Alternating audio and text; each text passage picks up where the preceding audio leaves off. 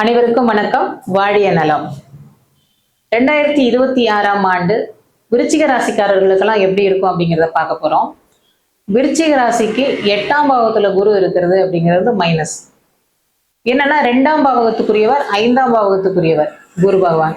இவர் 8ஆம் பாவத்துல இருக்குது அப்படின்னு சொல்லும் போது நம்மளுக்கு செலவு தான் ஆயிட்டே இருக்குமே தவிர வரவுகள் அப்படிங்கிறது இருக்காது. திருப்பி வியாபாரத்துல நம்ம இன்வெஸ்ட் பண்ணிக்கிட்டே இருப்போம். அதுக்கான ரிட்டர்ன் எதுவுமே வராம இருக்கும்.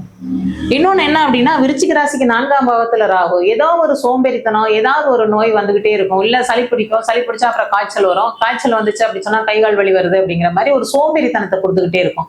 பொதுவாகவே விருச்சிக ராசிக்காரங்க என்ன பண்ணுவாங்கன்னா, எதையும் விடாம சாதிக்கணும் அப்படிங்கிறதுல ரொம்ப ரொம்ப ஸ்ட்ராங்கான ஆட்கள் அவங்க. அப்ப அவங்க அவ்வளவு சீக்கிரம் பின்வாங்கிட மாட்டாங்க. மறுபடியும் அதாவது ஜெயிச்சு கரை கண்டு ஜெயிக்க வரைக்கும் அவங்க போகக்கூடிய அமைப்பு அப்படிங்கிறது இந்த விருச்சிக ராசிக்காரங்களுக்கு இருக்கு.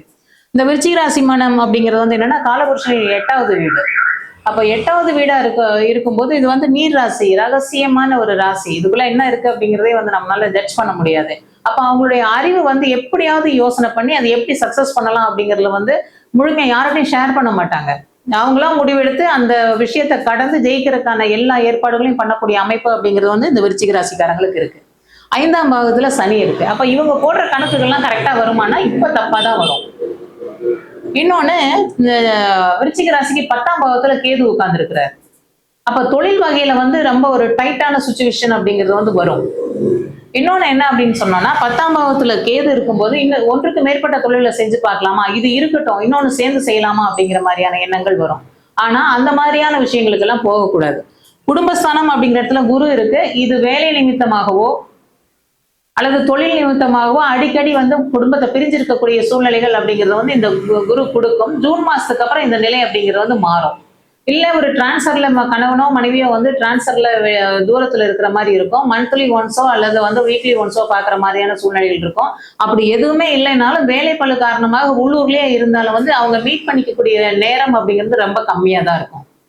சோ இந்த மாதிரியான அமைப்பை 2ஆம் குரு 8ல இருக்கிறதுனால கொடுக்கக்கூடிய அமைப்பு. குழந்தைகள் சார்ந்த விஷயங்கள் அப்படிங்கும்போது 5ஆம் பாவத்துல சனி இருக்கு. ஏதாவது பெரிய அளவுல செலவு பண்ணி குழந்தைகளுக்கான ட்ரீட்மெண்ட் எடுக்கணும் அப்படின்னு சொல்லி நினைக்கிறவங்க இப்ப அதை பண்ண வேண்டாம். புத்திர பாக்கியத்துக்கான ட்ரீட்மெண்ட் எடுக்கணும்னு நினைக்கிறவங்க இப்ப பண்ண வேண்டாம். குழந்தைகள்னால் ரொம்ப டஃப் கொடுப்பாங்க, மறந்து போயிடுவாங்க, டியூஷன் வைக்க வேண்டிய அவசியம் அப்படிங்கிறது இருக்கும். நம்ம ஒன்ன படின்னு சொன்னா அவங்க ஒன்ன படிப்பாங்க. அதாவது இணக்கமான சூழ்நிலைகளே வராது. வீட்டுக்குள்ள நுழையும் போதே டெரர் மாதிரி நுழைவாங்க. பேகு ஷூ எல்லாம் எங்கெங்க இருக்குன்னு சொல்லாது ஒரு ஒழுக்க நிலைகளை சொல்ல கொடுக்கும்போது நமக்கு கிட்ட சீரக்கூடிய அமைப்பு தான் அவங்களுக்கு இருக்கும். இப்போ அப்ப என்னன்னா நம்ம கொஞ்சம் அடக்கி வச்சுட்டு போறது நல்லது. ஏன்னா குழந்தைங்களுடைய சப்போர்ட், அவங்களுடைய மனநிலையெல்லாம் நம்மளுக்கு இப்போ சப்போர்ட் பண்ற மாதிரியான சூழ்நிலைகள்ல இல்லை. அதே மாதிரி 10th எழுதுறேன், +2 எழுதுறேன் அந்த குழந்தைங்கள்லாம் விருச்சிக ராசியில இருந்தா மீண்டும் எழுதி பாருங்க. சீக்கிரம் மறந்து போறதுக்கான தன்மைகள் அப்படிங்கிறது இருக்கு.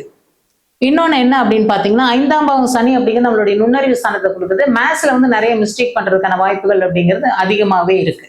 அப்போ கல்வியில கவனம் தேவை. உயர்கல்விக்கான வாய்ப்புகள் அப்படின்னு சொல்லும் போது வெளிநாடு போய் படிக்கிறவங்களுக்கு அல்லது ஸ்டேட் விட்டு ஸ்டேட் போய் படிக்கிறவங்களுக்கு வாய்ப்புகள் நல்ல சிறப்பாகவே இருக்கு. பிஹெச்டி பண்ணலாம், ரிசர்ச் ஓரியன்டான படிப்புகள் பண்ணலாம். அதே மாதிரி நியூராலஜி, மெடிக்கல் ஓரியன்டான விஷயங்கள் அப்படி பார்த்தோம்னா நியூராலஜி பண்றவங்களுக்கு அவங்க நினைச்ச மாதிரி காலேஜஸ், யூனிவர்சிட்டி அதுக்கான சீட்டு கிடைக்கிறது இதெல்லாமே நடக்கும். 10ல கேது இருக்கிறதுனால ஒவ்வொரு விஷயம் தடைபட்டு சக்சஸ்ஃபுல்லா நடக்கிறதுக்கான வாய்ப்புகள் அப்படிங்கிறது இருக்கு. இப்ப தொழில் வியாபாரம் இதுல எதையாவது இன்வெஸ்ட் பண்ணலாமா அப்படின்னு சொன்னா இப்ப வேண்டாங்க, ஜூன் மாசத்துக்கு அப்புறம் பண்ணுங்க.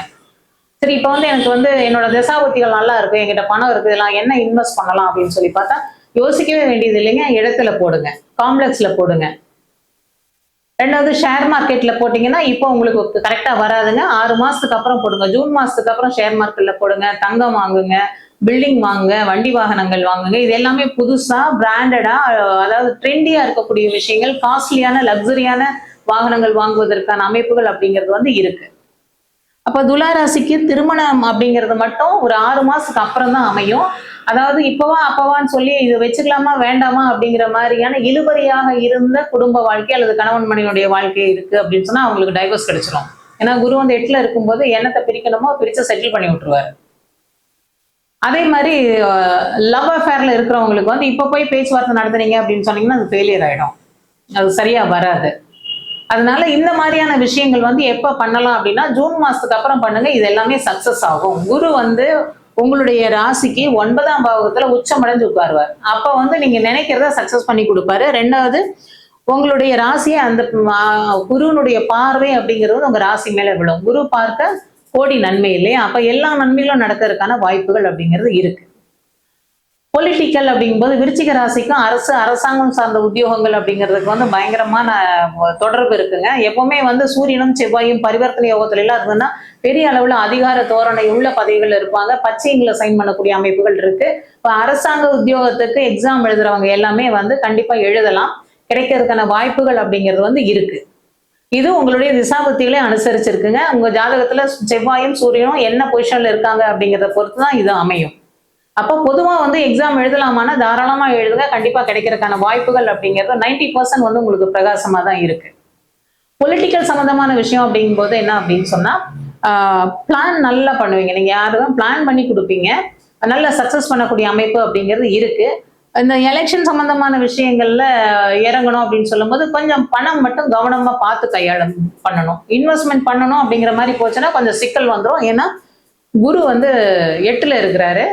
இன்னொன்னு என்னன்னா எலெக்ஷன் அப்படிங்கிறது வந்து அந்த ஏப்ரல் மேல வரக்கூடிய தன்மையில இருக்கு. நம்மளுக்கு குரு வந்து நம்மளுக்கு சப்போர்ட் பண்ணக்கூடிய காலகட்டம் அப்படிங்கிறது வந்து ஜூன்ல தான் இருக்கு. அதனால கொஞ்சம் கவனமாக கையாளுதல் அப்படிங்கிறது இருக்கு. மற்றபடி பதவி உயர்வுகள் இருக்கிறவங்க, நம்ம ஆல்ரெடி பொலிட்டிக்கல் இதுல வந்து நல்லா இருக்கிறவங்களுக்கு வந்து முதுகுல குத்துறதுக்கு ரெடியா இருப்பாங்கங்க. நம்மளை நம்ப வச்சு கழுத்திருக்கிறதுக்கு ரெடியா இருப்பாங்க. இதுல எல்லாம் வந்து நீங்க கவனமா இருக்கணும். வயதானவர்கள் அப்படின்னு சொல்லி பார்க்கும்போது அவங்களுக்கு யூரினரி ப்ராப்ளம் அப்படிங்கிறது இருக்கும். வயிற்று பிரச்சனைகள், அடிவயிறு பிரச்சனைகள் அப்படிங்கிறது இருக்கும். அது ஒரு 6 மாசத்துக்கு இருக்கும். அதுக்கப்புறம் தானா சரியாயிரும். இது ஏதாவது கத்தி வைக்க வேண்டியது வருமா, ஆபரேஷன் பண்ண வேண்டியது வருமானா அந்த மாதிரி எல்லாம் ஒன்றும் வராதுங்க. அதனால புதிய முதலீடுகள் அப்படிங்கிறது நீங்க ஜூன் மாசத்துக்கு அப்புறம் பண்ணலாம். தொழில் வகையில நல்லா இருக்கும். ஆல்ரெடி தொழில இருக்கிறவங்க வந்து ஜூன் மாசத்துக்கு அப்புறம் எக்ஸ்டெண்ட் பண்ணலாம். மேலும் இன்வெஸ்ட் பண்ணலாம்.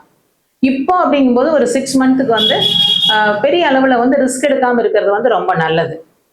ஷேர் மார்க்கெட்ல இருக்கிறவங்களுக்கு நல்லா இருக்கும். கிரிப்டோ கரன்சி மாதிரியான விஷயங்கள் பண்றவங்க, லீகலா இருக்கக்கூடிய விஷயங்கள், லீகலைஸ் பண்ண விஷயங்களுக்கு, ஃபாரெக்ஸ் ட்ரேடிங் சம்பந்தமான விஷயங்கள், இதுக்கு எல்லாமே வந்து இந்த காலகட்டம் அப்படிங்கிறது உங்களுக்கு ரொம்ப சிறப்பை தரக்கூடிய காலகட்டமா தான் இருக்குது.